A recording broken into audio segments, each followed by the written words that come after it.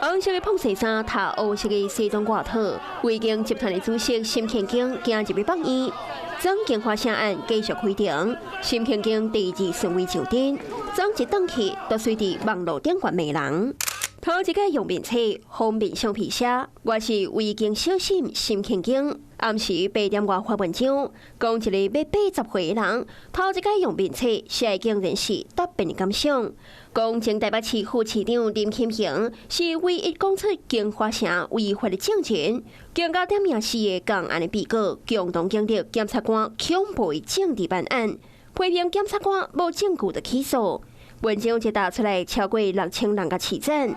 严哥北检讲，目前检察辩论等咧进行，无方便回应。答辩的方向有想好了吗？沈庆京昨日无答辩，一开嘴就是2点外钟，讲金华城是互霸凌39档的受害者，讲到过身的老爸更加是当场喊出来。家己甲老爸同款，无可能贪污共收钱。佮控诉侦查检察官使用伊去甲郭文铁，佮讲以后家己的骨灰要压伫咧台湾海峡内底，互审判长提醒看了伤远。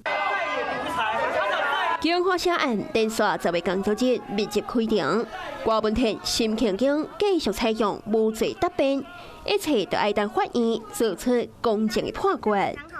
嗨，大家好，我是颖彤。想要来抢先掌握最及时的新闻资讯吗？赶快订阅、按赞、开启小铃铛，锁定华视新闻的 YouTube 频道。